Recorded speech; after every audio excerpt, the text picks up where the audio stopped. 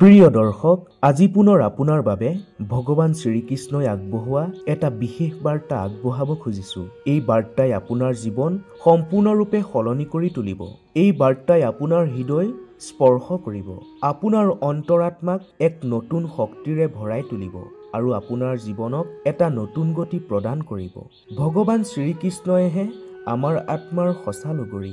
ভগৱানে সদায় আমাক লগ দিয়ে, আমাক সহায় কৰে, আমাক ভগৱানে নানা বিপদৰ পৰা ৰক্ষা কৰে। কিন্তু ব্যস্ততাৰে ভৰা জীৱনত আমি ভগৱানৰ উপস্থিতি অনুভৱ কৰিবলৈও পাহৰি যাওঁ। বিপদৰ সময়তহে আমি ভগৱানক স্মৰণ কৰোঁ, হে ভগৱান আমাক ৰক্ষা কৰা, হে কৃষ্ণ বচোৱা বুলি ভগৱানক স্মৰণ কৰোঁ। প্ৰিয় দৰ্শক, ভগৱান শ্ৰীকৃষ্ণই আপোনাৰ বাবে আগবঢ়োৱা এই বাৰ্তা ভালদৰে শুনাৰ পিছত আপুনি বুজি পাব যে শ্ৰীকৃষ্ণ কেৱল আমাৰ ভগৱানেই নহয়, তেওঁ আমাৰ সখা, আমাৰ প্ৰকৃত মাৰ্গদৰ্শক আৰু শ্ৰীকৃষ্ণ আমাৰ একমাত্ৰ সাৰথী।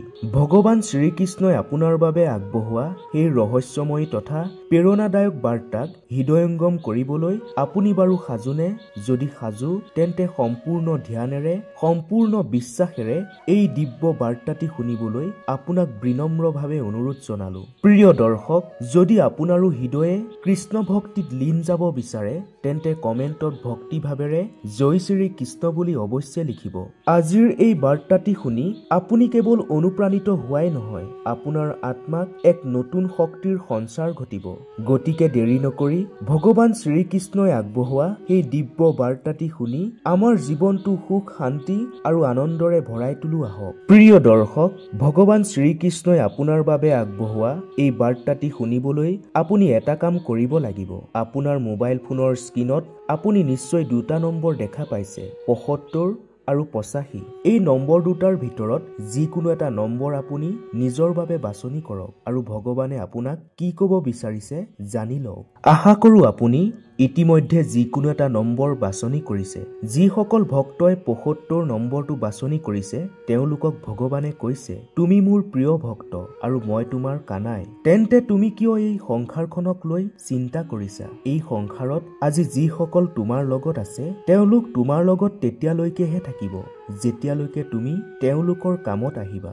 যেতিয়ালৈকে তেওঁলোকৰ তোমাৰ প্ৰয়োজন হ'ব, তেতিয়ালৈকেহে তেওঁলোক তোমাৰ কাষত থাকিব। তোমাৰ পৰা যেতিয়াই তেওঁলোকৰ কাম সিদ্ধি হ'ব, তেতিয়াই প্ৰয়োজন শেষ হ'ব। যেতিয়াই তুমি তেওঁলোকৰ বাবে কামত নহা হ'বা, তেতিয়াই তেওঁলোকে তোমাৰ পৰা দূৰত্ব বজাই চলিবলৈ ল'ব। তেতিয়াই তোমাক তেওঁলোকে চিনি নোপোৱা ভাও ধৰিব। সেইবাবে এই সংসাৰৰ কথা, সেই মানুহবোৰৰ কথা ভাবিবলৈ তুমি বাদ দিয়া। ভাবিব বিচাৰা যদি মোৰ কথা ভাবা, তোমাৰ কানাইৰ কথা ভাবা। তুমি তোমাৰ ভৱিষ্যতৰ চিন্তা কৰা আৰু নিজৰ ভৱিষ্যত সুন্দৰ কৰিবলৈ তুমি তোমাৰ বৰ্তমানক উন্নত কৰাত ধ্যান দিব লাগিব।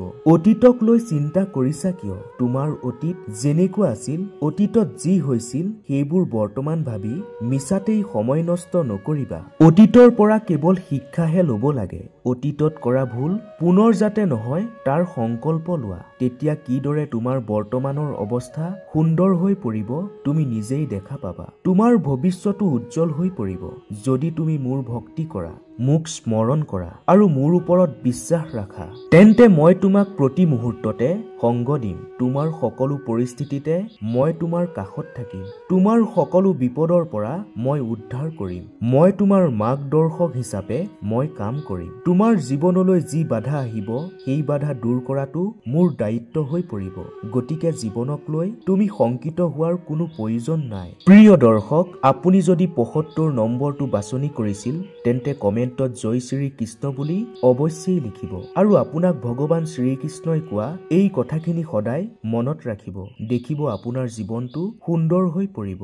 যিসকল ভক্তই ৮৫ নম্বৰটো বাছনি কৰিছে, তেওঁলোকক ভগৱানে কৈছে, তুমি ইমান হতাশ কিয় হৈছা? আৰম্ভণিতে তুমি সফলতা লাভ নকৰিলা বুলিয়েই ভাঙি পৰাৰ কি প্ৰয়োজন? হে মোৰ সখা, বিফলতা মানেই হাৰি যোৱা নহয়। এই কথা সদায় মনত ৰাখিবা। বিফলতা হৈছে সফলতাৰ প্ৰথম ধাপ। ভাব। যি ব্যক্তিৰ জীৱনলৈ বিফলতা আহে সেই ব্যক্তিয়ে সকলোতকৈ বেছি শিক্ষা লাভ কৰিব পাৰে। তেওঁ সকলোতকৈ ডাঙৰ অনুভৱ কৰিব পাৰে। সফলতা কিদৰে অৰ্জন কৰিব পাৰি তেওঁ ভালদৰে বুজি উঠে। সেইবাবে বিফলতাক লৈ কেতিয়াও ভয় নকৰিবা। যি প্ৰয়াস কৰে বা যি চিন্তা কৰে তেওঁহে বিফল হ'ব পাৰে, কিন্তু যি প্ৰয়াস বা চেষ্টা নকৰে তেওঁ বিফল বা সফল একোৱেই হোৱাৰ সুযোগ লাভ নকৰে। তেওঁ কোনো শিক্ষাও লাভ নকৰে। সেইবাবে তুমি সদায় প্ৰয়াস কৰি যোৱা, তুমি কষ্ট কৰা আৰু নিজৰ লক্ষ্যৰ দিশে আগুৱাই যোৱা। তুমি যদি একাগ্ৰতাৰে নিজৰ লক্ষ্যৰ দিশে আগুৱাই যোৱাৰ চেষ্টা কৰা আৰু মোৰ নাম জপ কৰি আগবাঢ়া তেন্তে বিশ্বাস ৰাখা সফলতা এদিন তোমাৰ ওচৰলৈ নিজেই নিজেই আহিব। ভগৱান শ্ৰীকৃষ্ণই আপোনাক আৰু কৈছে যে বেলেগৰ কথা তুমি কেতিয়াও ধ্যান নিদিবা। মানুহে কি কব সেই কথা ভাবি শংকিত হোৱাৰ কোনো প্ৰয়োজনেই নাই। যিজন মানুহে বেলেগৰ কথাত বেছি গুৰুত্ব দিয়ে তেওঁ কেতিয়াও সঠিক ৰাস্তাত আগুৱাই যাব নোৱাৰে, তেওঁ সফল হ'ব নোৱাৰে। কিন্তু যিজনে নিজৰ অন্তৰাত্মাৰ কথা মতে আগবাঢ়ে তেওঁ সঠিক ৰাস্তা বিচাৰি পায়, তেওঁহে সফল হয়। তুমি অলপো ভয় নকৰিবা, মই সকলো সময়তে তোমাৰ লগতেই আছো। এই সংসাৰত তুমি নিজকে কেতিয়াও অকলশৰীয়া বুলি নাভাবিবা। এয়া কলিযুগ। এই কলিযুগত তুমি আপোন মানুহৰ পৰা একো আশা নকৰিবা। আপোনবোৰে তোমাক ঠগিব, তোমাৰ দুৰ্বলতাৰ সুযোগ লব। যদি তুমি কাৰোবাৰ পৰা কিবা আশা কৰা তেতিয়া তাৰ সলনি তুমি দুখহে পাবা। আশা কৰা যদি মোৰ পৰা আশা কৰা, বিচাৰা যদি তোমাৰ কানাইৰ পৰা বিচাৰা, কাৰণ মইহে তোমাৰ সঁচা লগৰী। তোমাৰ কষ্ট আৰু মোৰ কৃপা হলেহে তোমাৰ জীৱন সুন্দৰ হৈ পৰিব।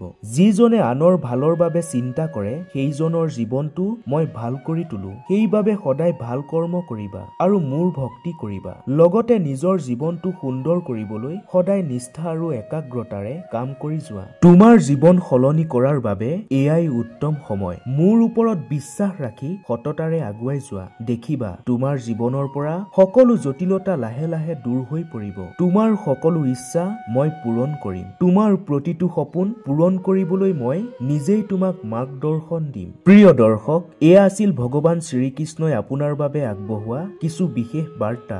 যদি এই বাৰ্তাই আপোনাক অলপ হলেও অনুপ্ৰাণিত কৰিছে তেন্তে আন 10 জনৰ ভালৰ বাবে এতিয়াই ভিডিঅ'টো শ্বেয়াৰ কৰি দিব।